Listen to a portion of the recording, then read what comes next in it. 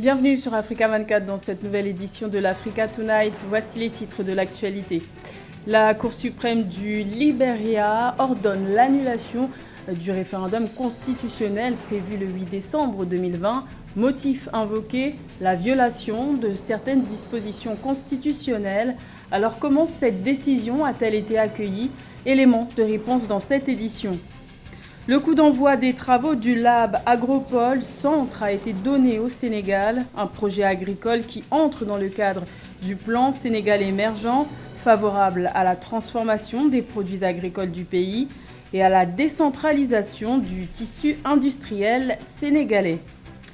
Et la vente des véhicules d'occasion est en baisse en Côte d'Ivoire. Les conséquences directes du décret gouvernemental daté de 2017 et entré en vigueur un an plus tard, portant sur la limite d'âge des véhicules d'occasion importés. Mais tout d'abord, climat socio-politique tendu en Ouganda depuis l'arrestation de l'opposant Bobi Wine le 18 novembre. Des violences ont éclaté à Kampala lors des manifestations en soutien à l'opposant. Les affrontements entre la police et les manifestants ont fait 37 pertes en vie humaine en 2 jours. Et le bilan ne cesse de s'alourdir au fil des heures. Rappelons que la police avait interpellé le député le 18 novembre en lui reprochant d'avoir violé les mesures de lutte contre la Covid-19. Le chanteur ougandais Bobi Wine est présenté comme le principal candidat de l'opposition à l'élection présidentielle de janvier 2021.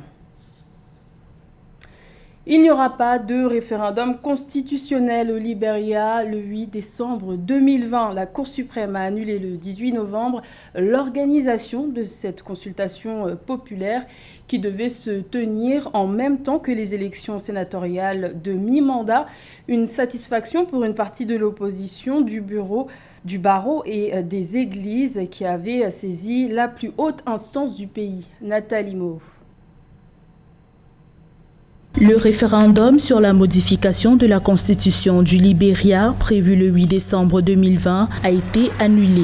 La Cour suprême a rendu ce verdict le 18 novembre 2020, invoquant des vices de procédure. La haute instance judiciaire libérienne a relevé des défauts sur l'impression des bulletins de vote prévus pour le scrutin. Le fait qu'il comportait plusieurs questions référendaires a été jugé frauduleux.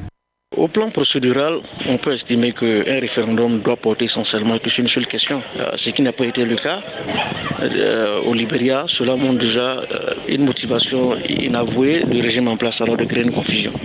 Le référendum national ainsi annulé devait porter sur des modifications constitutionnelles, notamment la réduction de la durée des mandats du président et des représentants nationaux de 6 à 5 ans et celle des sénateurs de 9 à 7 ans et l'autorisation de la double nationalité, interdite au Libéria depuis 1973.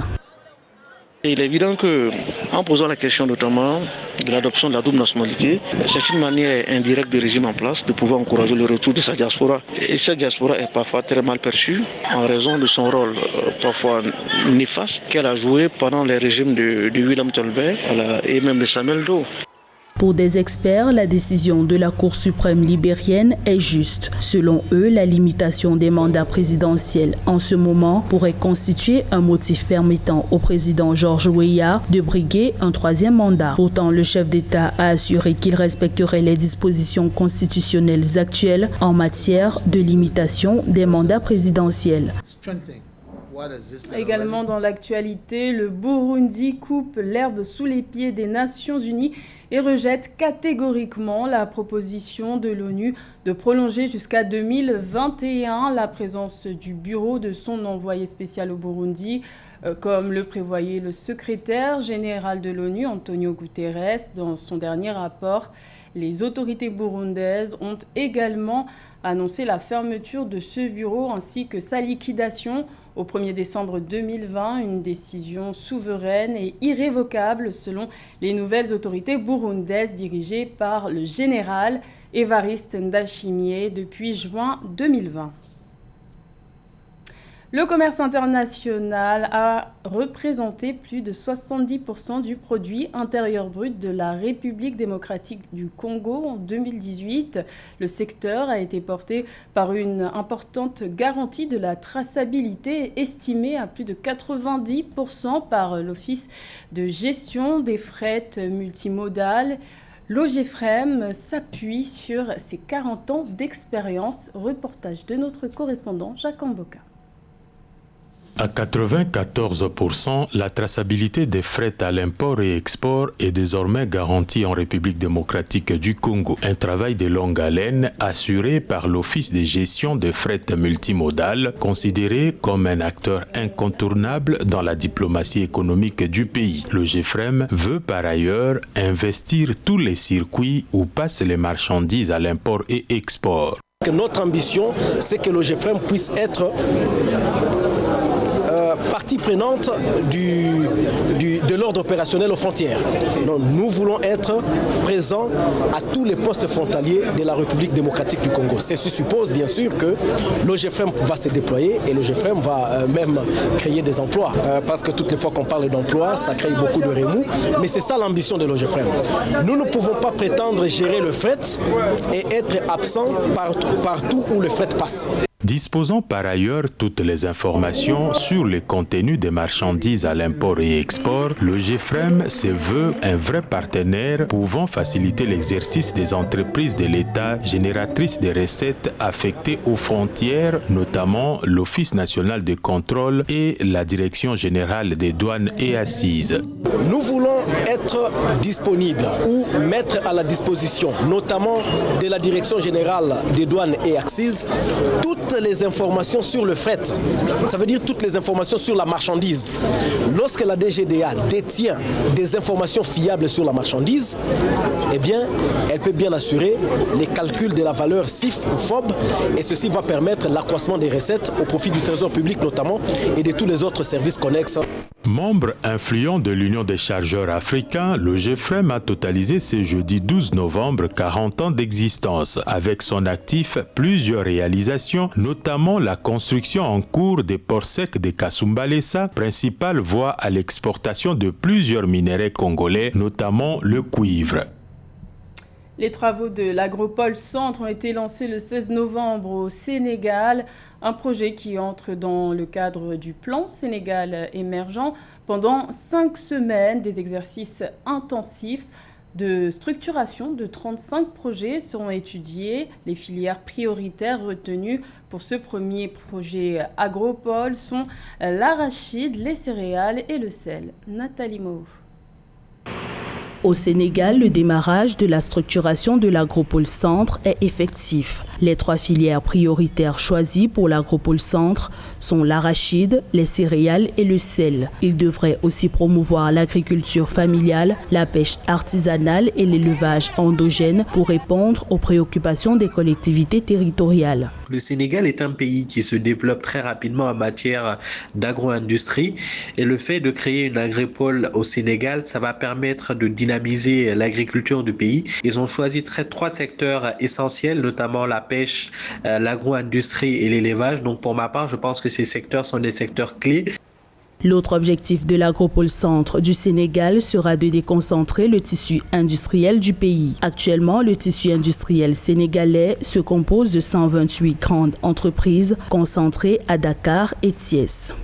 Je pense que mettre en place ces pôles d'innovation ou ces agropoles va vraiment générer une richesse supplémentaire, une valeur ajoutée supplémentaire qui va permettre de travailler dans le même lieu et créer une certaine chaîne de valeur et une productivité essentielle au développement de l'agriculture. Les agropoles Nord, Centre et Sud sont le projet phare du plan Sénégal émergent. Ces projets agricoles visent à réduire la dépendance vis-à-vis de l'extérieur et stimuler une industrialisation durable et inclusive. Pour rappel, le Sénégal ne transforme que 13% de sa production agricole. La vente de véhicules d'occasion a considérablement baissé en Côte d'Ivoire, en cause le décret gouvernemental daté de 2017 et appliqué en 2018 sur la limite d'âge imposée aux véhicules d'occasion importés. Ce dispositif, initialement porté sur la sécurité routière et l'environnement, est un coup dur pour les acteurs du secteur automobile. Les explications dans ce reportage de notre correspondant Alain Canon. Avec plus de 65% des parts sur le marché ivoirien, la vente des véhicules d'occasion connaît depuis un moment une forte baisse en termes de performance. Le secteur est frappé par la limitation de l'importation de certains véhicules d'occasion imposée par l'État ivoirien et à la pandémie du Covid-19. Les clients font un peu rare parce qu'ils n'arrivent pas à acheter les véhicules de moins de 5 ans. Donc, d'habitude, quand on importait les véhicules de beaucoup d'âge, c'est-à-dire chacun vient. En 2018, le district d'Abidjan enregistrait 480 parcs auto de véhicules d'occasion, avec en moyenne 45 véhicules par parc auto renouvelables chaque 2 semaines. Le secteur est fortement dominé par les étrangers, mais on y rencontre des Ivoiriens. On n'arrive même plus à vendre. On n'a même plus de véhicules. Ça fait qu'il y a un creux au niveau des importateurs qui n'arrivent plus à faire venir ces genres de véhicules-là. C'est compliqué. Et la demande qui est si forte, mais qui n'est pas satisfaite. C'est ça le problème. Pour le président de cette fêtière, le mal était déjà endémique. La suppression de l'importation des véhicules de moins de 5 ans est une pilule qui passe difficilement. Les acteurs de la filière sollicitent l'assistance de l'État. On s'est toujours adressé depuis 2 ans, moi particulièrement à l'État de Côte d'Ivoire, au gouvernement. On a eu des discussions un peu partout avec le ministre du Transport qui a promulgué ce décret-là. On va toujours négocier pour qu'il revienne à la raison, au moins la moyenne, et tout le monde va revenir et ça va se relancer. La limitation de l'importation des véhicules a aussi fragilisé l'économie.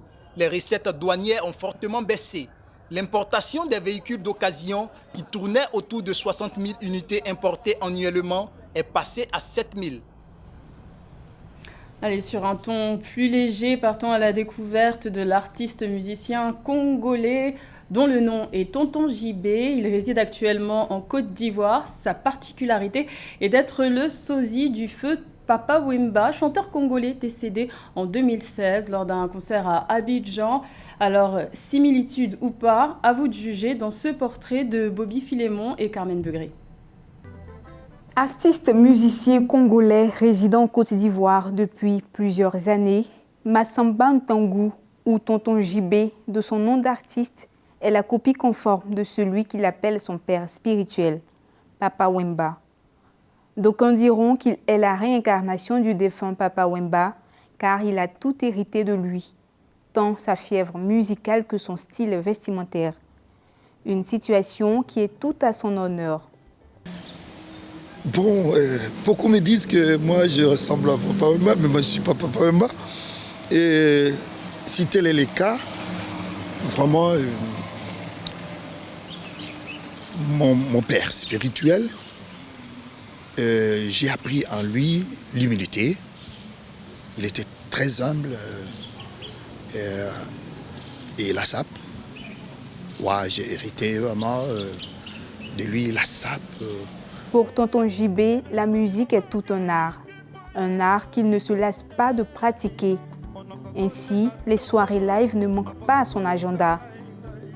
Il invite la jeune génération de musiciens à emboîter le pas aux anciens, dont Papa Wemba, en faisant preuve de beaucoup d'humilité. Ce que nous déplorons toujours, c'est l'humilité. Voilà, les jeunes semblent ne pas être humbles.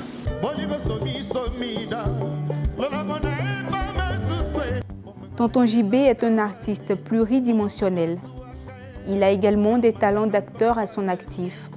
Il est à la fois fier et heureux de collaborer avec les Ivoiriens qui l'ont adopté avec sa rumba congolaise. Pour lui, il se sent ivoirien dans l'âme. C'était le journal de la rédaction. Merci de l'avoir suivi. L'information continue sur Africa 24.